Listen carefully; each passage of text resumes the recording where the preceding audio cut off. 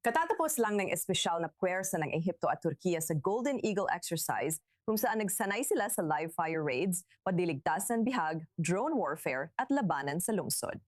Bukod pa rito, pinalalawak nila ang ugnayang militar sa mga kasunduan sa paggawa ng kagamitang pandepensa at pagtalakay sa posibleng pagsali ng Ehipto sa Khan Fighter Program ng Turkiya. Kasabay nito, pinalalakas din ng Ankara ang ugnayan kay Khalifa Haftar at sa kanyang puwersa sa silangang Libya na dating malapit na kaalyado ng Cairo. Tunay bang kaalyado ng Ehipto sa depensa ang Turkiya? O palihim lang itong nakikipagkompetensya para sa impluensya sa panlurang hangganan ng Ehipto? Talakayin natin ang paksan ito at marami pang iba. Kasama natin ngayon si Ayla Jean Yakli, isang mamamahayag mula sa Istanbul. Ayla, maraming salamat sa pagsama sa amin dito sa I-24 News English ngayon. Meron na ngang mga pinagsamang ehersisyo at nakikita rin natin ang mga pabrika ng bala, drone at posibleng paglahok ng Ehipto sa Khan Fighter Program ng Turkiya. Gaano kahalaga kapag pinagsama mo lahat ito? Mahalaga ito sa politika dahil ilang taon lang ang lumipas, hindi maiisip ang ganitong kooperasyon. Bumagsak ang relasyon ng dalawang panig noong 2013 matapos patalsikin ng militar ng Ehipto si Pangulong Mohamed Morsi. Noong panahong iyon, nangako si Pangulong Erdogan na hindi siya makikipag-usap kay Sisi na pumalit kay Morsi. At ang dalawang bansa ay gumugol ng susunod na dekada sa pagsuporta sa magkaibang panig sa labanan sa Libya. Kaya't isa itong dramatikong pagbabago. Pero sa tingin ko rin, hindi natin dapat palakihin ang antas ng kanilang kooperasyon. Alam mo, marami sa mga programang pinag-uusapan, itong industrial at militar na kooperasyon, mga panukala pa lang ito at hindi pa formal na mga kasunduan.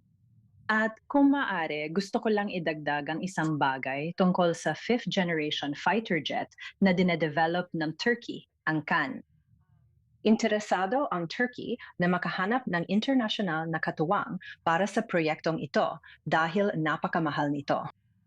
Pero tuloy pa rin ang research at development sa pagbuo ng eroplanong ito. Alam mo, sa tingin ko, malayo-layo pa bago magkaroon ng kasunduan para sa pag-export. Kaya parang nagsisimula pa lang talaga ang relasyong ito. Habang nangyayari ito, ang Turkey ay bumubuo rin ng ugnayan sa kampo ni Haftar sa silangan Libya. Paano ito nakaapekto sa relasyon nila? Nag-aalala ba ang Cairo na mapalitan ng Ankara ang Egypt bilang pinakamalakas na dayuhang impluensya sa kampo ni Haftar? Ano ang layunin ng Ankara sa ngayon? Alam mo, isa na namang napakalaking pagbabago ito.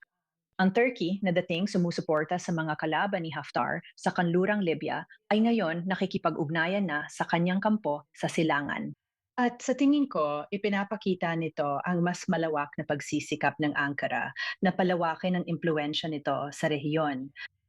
Pero magdadalawang isip akong sabihin na ang posisyon ng Ehipto sa silangan Libya na binuo sa loob ng maraming taon ay madaling mapalitan.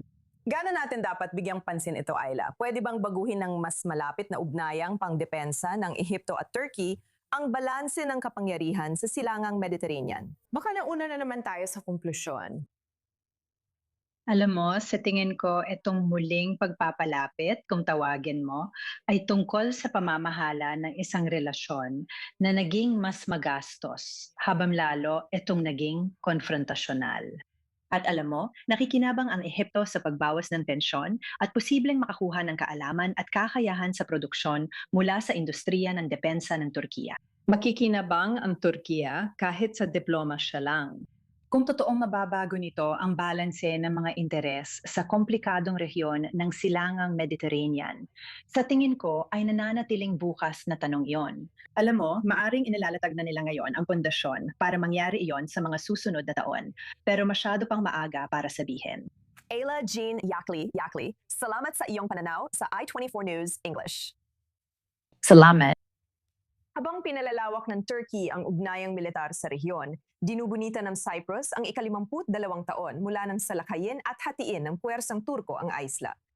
Tumunog ang mga sirena ng babala sa pag-atake mula sa himpapawid sa Timog Greek Cypriot, habang may militar na pagdiriwang sa hilagang bahaging kontrolado ng Turkey na Ankara lamang ang kumikilala. Asahang pupunta si UN Secretary General Antonio Guterres sa Cyprus next week para sa panibagong pagtatangkang muling simulan ang usapang pangkapayapaan. Hindi pa gin magkasundo ang dalawang panig kung muling pagsasamahin sa isang federasyon o magiging dalawang magkahiwalay na estado. Ipinahayag muli ngayon ng Israel ang suporta nito sa soberanya at integridad ng teritoryo ng Cyprus. Kasama ko ngayon sa studio para pag-usapan pa ito ay ang aming I-24 News English Senior Correspondent na si Owen Alterman. Owen. Pagkatapos ng 52 taon, anong dapat nating isipin sa bagong pagsisikap ng UN na maglunsad ng usapan para sa kapayapaan? Ibig kong sabihin sa puntong ito, mukhang magkaiba pa rin talaga ang mga panig tungkol sa kung ano ba talaga ang maaring maging layunin sa dulo. Tama. At bago pa man natin pag-usapan ang layunin sa dulo ni Cole, tingnan mo kung paano nila tinitingnan ang kasaysayan. Tulad ng sabi mo, ang mga sirena sa bahaging Griego ng isla ay tila tunog bilang pag-alala sa mga nangyari noong 1974. Sa panig ng mga Turko, operasyong pangkapayapaan, parada at selebrasyon ang pinag-uusapan.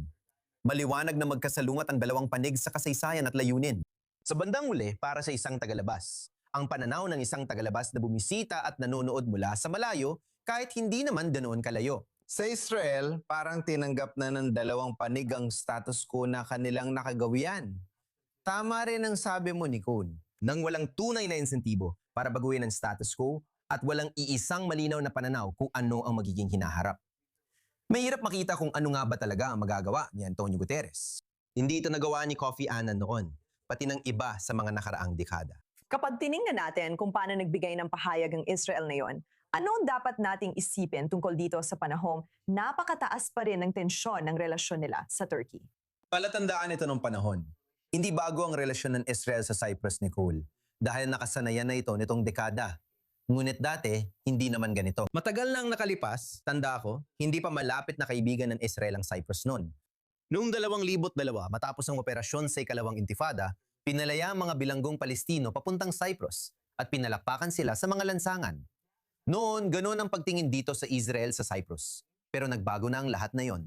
Nabago na ang paninindigan ng Turkey sa reyon, kaya posibleng nabago rin ang pananaw ng Cyprus at Greece. Sanay na tayo sa matibay na alyansa ng Israel, Greece at Cyprus, lalo na habang nagpapakita ng lakas ang Turkey sa riyon. Nabanggit mo rin ito kanina. At konektado ito sa maraming bagay na ginawa ng Turkey sa silangan Mediterranean. Kabilang na pero hindi limitado sa Cyprus at sa Israel. Dahil dito, mas napalapit ang dalawang bansa sa isa't isa. Naging maganda ang relasyong ito na kinabibilangan hindi lang ng kooperasyon sa seguridad at enerhiya, kundi pati ng turismo at ugnayang pantao. Sige, Owen, salamat sa paliwanag mo tungkol sa kalagayan ng relasyon na ito at ng dalawang hati na isla. Mukhang halos 50 taon na ang lumipas. Salamat dyan.